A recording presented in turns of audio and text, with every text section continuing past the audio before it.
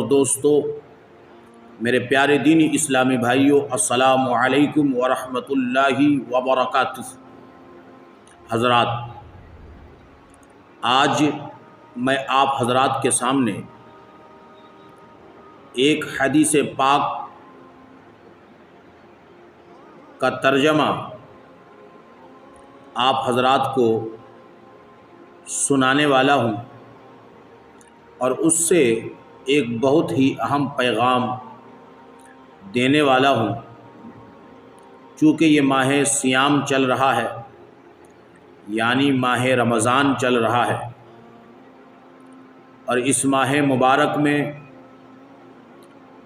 ہمارے مسلمان بھائی صدقات و خیرات کرتے ہیں اور اپنے مسلمان بھائیوں کی مدد کرتے ہیں، مگر اس میں بھی کچھ غلطیاں ہمارے مسلمان بھائیوں سے ہو رہی ہیں۔ انہی چیزوں کی طرف، انہی باتوں کی طرف آپ حضرات کو توجہ دلانا مقصود ہے۔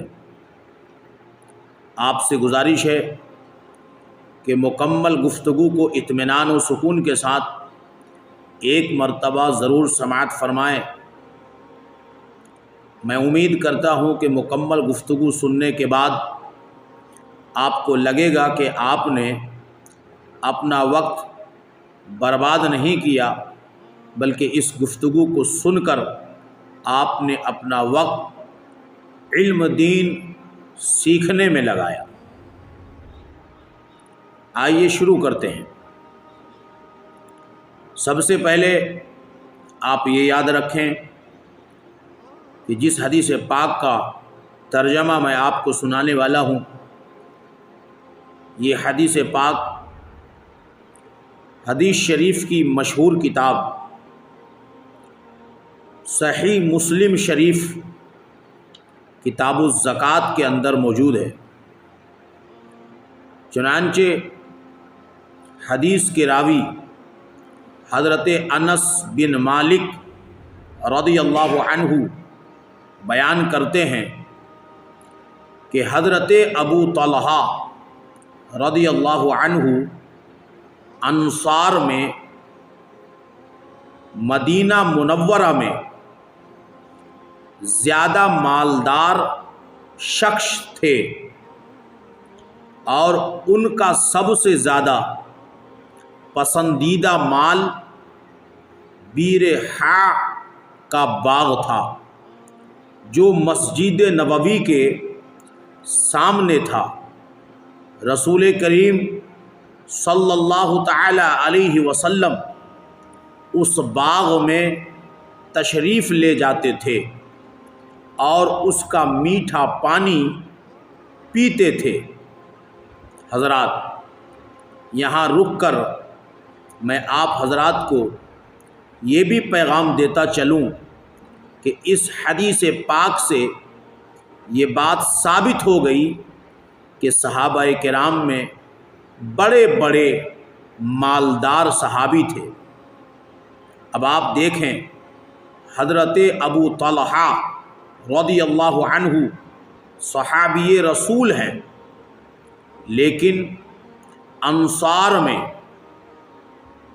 مدینہ میں جو انصار موجود تھے، جو عاشقان مصطفیٰ کی جماعت تھی، انصاری صحابیوں میں مالدار صحابی کا نام، دولت مند صحابی کا نام، امیر صحابی کا نام حضرت ابو طلحہ رضی اللہ تعالی عنہ ہے۔ ان کا ایک باغیچہ تھا، اس باغیچے کا نام تھا بیر ہا۔ رسول کریم صلی اللہ علیہ وسلم کی مسجد نبوی کے سامنے وہ باغیچہ موجود تھا۔ اس باغیچے میں میرے آقا، ہم سب کے داتا محمد الرسول اللہ صلی اللہ علیہ وسلم جایا کرتے تھے، اور اس باغیچے میں جا کر اس باغیچے کا میٹھا پانی میرے آقا کریم صلی اللہ علیہ وسلم پیا کرتے تھے۔ اب آگے سنیں، حضرت انس بن مالک رضی اللہ عنہ فرماتے ہیں جب یہ آیت نازل ہوئی، کون سی آیت؟ اللہ تعالیٰ قرآن میں فرماتا ہے اعوذ باللہ من الشیطان الرجیم بسم اللہ الرحمن الرحیم لن تنالوا البر حتی تنفقوا مما تحبون۔ تو حضرت انس بن مالک رضی اللہ عنہ فرماتے ہیں کہ جب یہ آیت مبارک نازل ہوئی، جس کا ترجمہ ہے تم نیکی کو حاصل نہیں کر سکو گے حتیٰ کہ اپنی پسندیدہ چیز راہ خدا میں دے دو۔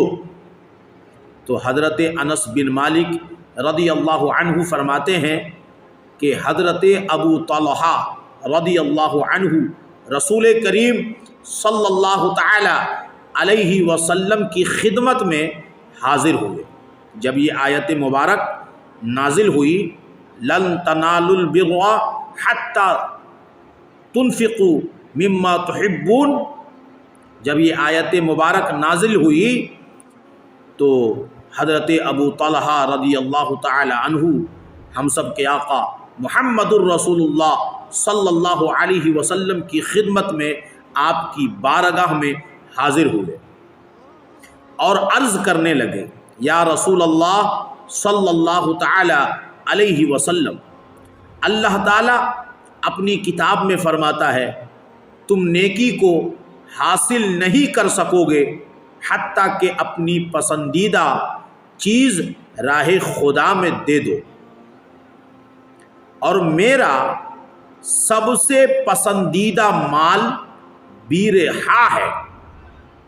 اللہ اللہ، جب یہ آیت مبارک نازل ہوئی کہ تم نیکی کو ہرگز نہ پا سکو گے جب تک کہ تم اپنی پسندیدہ چیز راہ خدا میں خرچ نہ کرو، تو حضرت ابو طلحہ رضی اللہ عنہ جو انصار صحابیوں میں سب سے مالدار صحابی ہیں، وہ رسول کریم کی بارگاہ میں حاضر ہو گئے اور پھر یہ آیت مبارک پڑھ کر انہوں نے سنائی اور عرض کی یا رسول اللہ صلی اللہ علیہ وسلم، میرے تمام مالوں میں سب سے پسندیدہ مال جو ہے، سب سے پسندیدہ دولت جو میرے پاس ہے وہ بیرحا ہے، جو مسجد نبوی یعنی آپ کی مسجد کے سامنے موجود ہے۔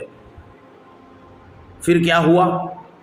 تو حضرت ابو طلحہ رضی اللہ تعالی عنہ عرض کرتے ہیں یا رسول اللہ صلی اللہ تعالی علیہ وسلم، وہ باغ، وہ باغیچہ بیرحا جو مجھے تمام باغیچوں میں سب سے زیادہ پسند ہے، تمام مالوں میں سب سے پسندیدہ وہ میرا مال ہے، یا رسول اللہ صلی اللہ علیہ وسلم، وہ باغیچہ میں اللہ کی راہ میں صدقہ کرتا ہوں۔ بولیے سبحان اللہ، اللہ اللہ۔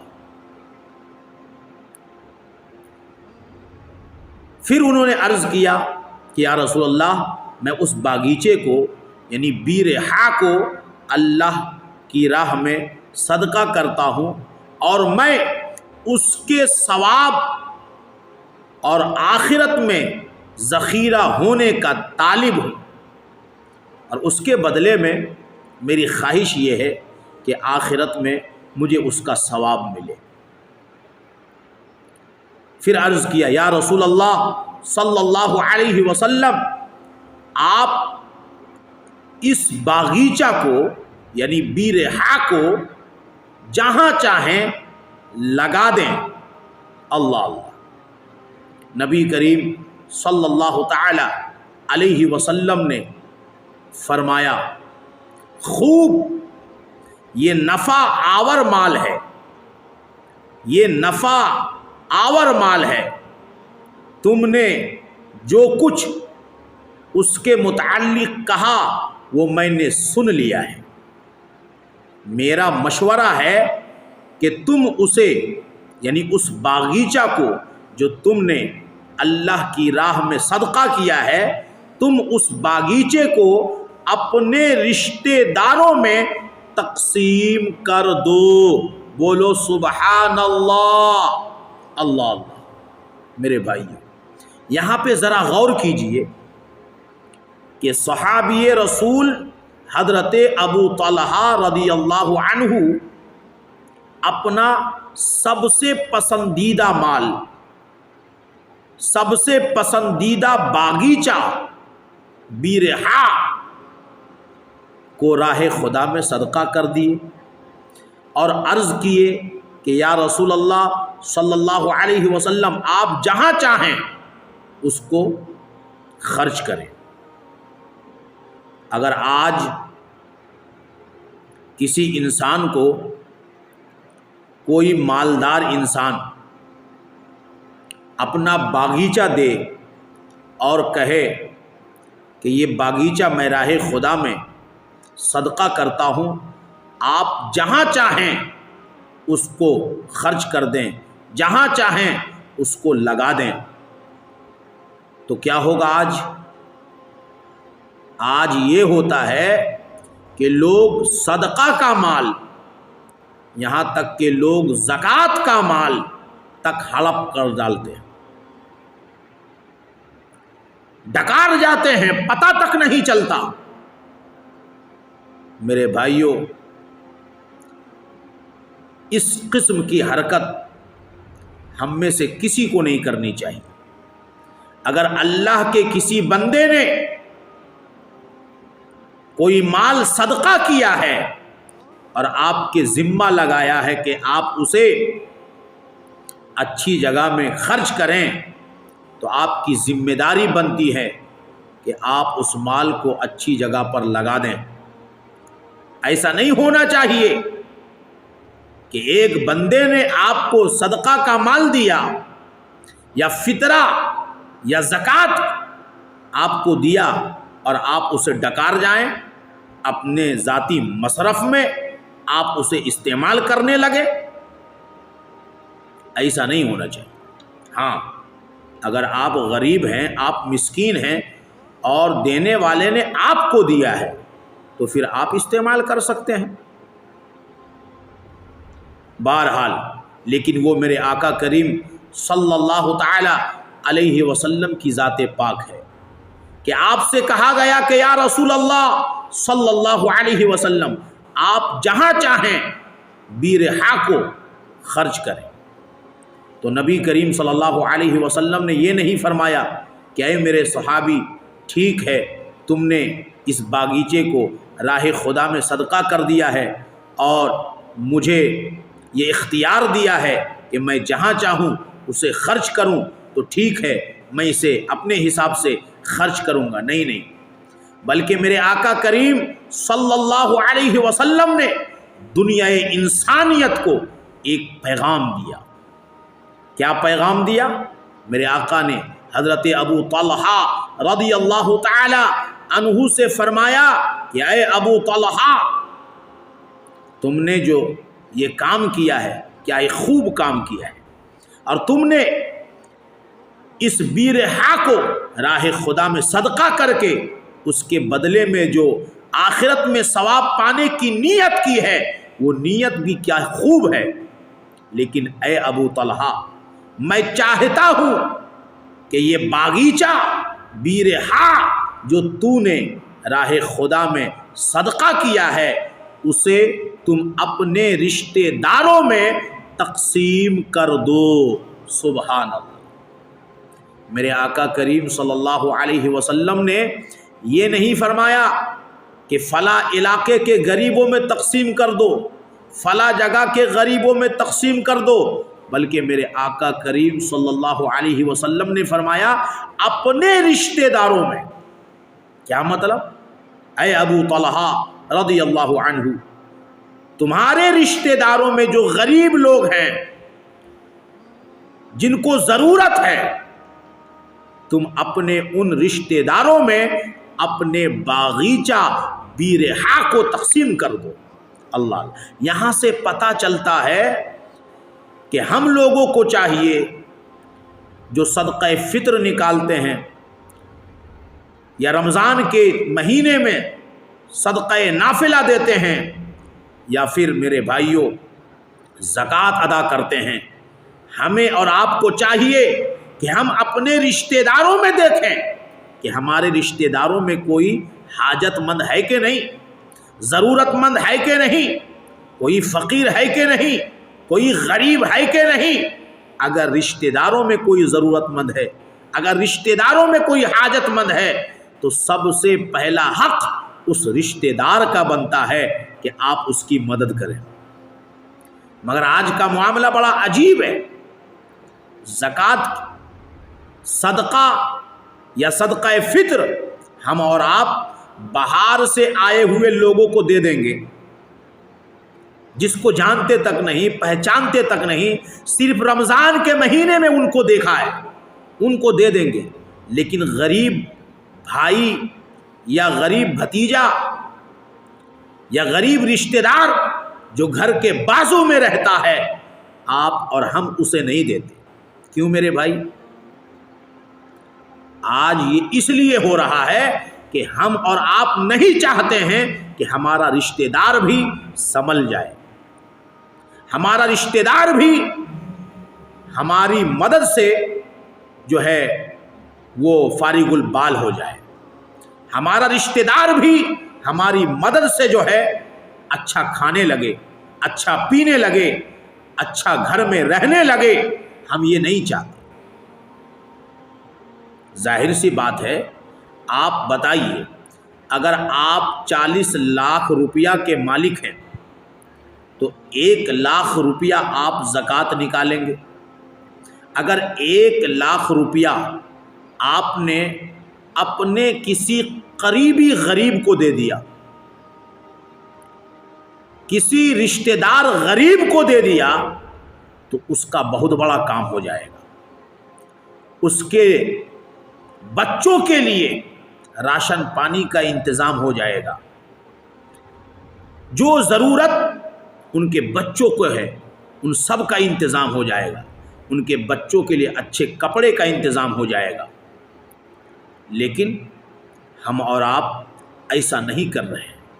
رسول کریم صلی اللہ علیہ وسلم نے پوری دنیا انسانیت کو یہ پیغام دے دیا، اور حضرت ابو طلحہ رضی اللہ تعالی عنہ سے فرما دیا کہ اے ابو طلحہ، تم نے جو بیرحا باغیچہ کو راہ خدا میں خرچ کیا ہے، صدقہ کیا ہے، اس کو اب تم اپنے رشتہ داروں میں تقسیم کر دو جو حاجت مند ہے، جو ضرورت مند ہے۔ اور حضرت ابو طلحہ رضی اللہ تعالی عنہ نے یہ کام کیا۔ آگے سنیں، اس کے بعد کیا ہوا؟ پھر حضرت ابو طلحہ رضی اللہ عنہ نے وہ باغ اپنے رشتہ داروں میں اور عمزاد بھائیوں میں، یعنی چچا زاد بھائیوں میں، چچا زاد بھائیوں میں تقسیم کر دیا۔ اپنے رشتہ داروں میں اور اپنے چچا کے بیٹوں میں اس باغیچہ کو حضرت ابو طلحہ رضی اللہ عنہ نے تقسیم کر دیا۔ یہاں سے بھی پتہ چلا کہ اگر چچا زاد بھائیوں میں، اپنے رشتہ داروں میں اگر کوئی غریب ہو اور ہم آپ مالدار ہوں تو ہمیں چاہیے کہ ہم ان کا خیال رکھیں، ان کی مدد کریں۔ یہ اسلام کا پیغام ہے، یہ رسول اللہ صلی اللہ علیہ وسلم کا پیغام ہے، یہ صحابہ کرام کا طریقہ ہے، اور صحابہ کرام نے کر کے دکھایا ہے۔ جس طرح حضرت ابو طلحہ رضی اللہ عنہ نے راہ خدا میں اپنا مال خرچ کیا، میرے بھائیوں، آپ میں سے، ہم میں سے جتنے بھی مسلمان بھائی مالدار ہیں وہ راہ خدا میں اپنے مال کو خرچ کریں، راہ خدا میں اپنے مال کو لگائیں۔ ارے حضرت ابو طلحہ نے تو بیرحا پورا باغیچہ راہ خدا میں خرچ کر دیا۔ آپ سے پورا باغیچہ خرچ کرنے کو نہیں کہا جا رہا ہے، آپ کو اس قسم کی باتیں اگر بتائی جائے تو آپ پریشان ہو جائیں گے، مگر آپ دل سے خلوص اور اخلاص کے ساتھ اللہ کو راضی کرنے کے لیے میرے بھائیوں کم از کم رمضان کے مہینے میں اچھے طریقے سے صدقہ فطر نکال دو یا زکوٰۃ ادا کر دو تو آپ کے رشتہ دار غریبوں کا بھلا ہو جائے گا۔ لیکن آج کا معاملہ تو یہ ہے کہ آج کا مسلمان جو مالدار ہے، جو امیر ہے، وہ صحیح طریقے سے مکمل زکوٰۃ بھی نہیں نکالتا، اور زکوٰۃ تھوڑی بہت نکالتا بھی ہے تو جس کو جانتا نہیں، جس کو پہچانتا نہیں، اس کی تو خوب مدد کرتا ہے، مگر اپنا رشتہ دار جو غریب ہے، جو ضرورت مند ہے، جو ان کے پاس مانگنے نہیں آتا، جبکہ یہ جانتا ہے کہ ان کو ضرورت ہے، اگرچہ یہ نہیں مانگتا ہے، تو میرے بھائیوں اگر کوئی غریب رشتہ دار ہے اور وہ آپ کے سامنے ہاتھ نہیں پھیلاتا ہے، پھر بھی آپ کو ان کا خیال رکھنا چاہیے اور ان کی مدد کرنی چاہیے۔ اللہ تعالی ہم سب کو شاد رکھے، آباد رکھے، اللہ تعالی ہماری آنے والی زندگی کو خوشحال بنائے۔ رب کائنات کی بارگاہ میں دعا ہے کہ مولا تعالی ہم سب کو اپنے رشتہ داروں کا، اپنے پڑوسیوں کا خیال رکھنے کی توفیق و رفیق عطا فرمائے۔ السلام علیکم ورحمۃ اللہ وبرکاتہ۔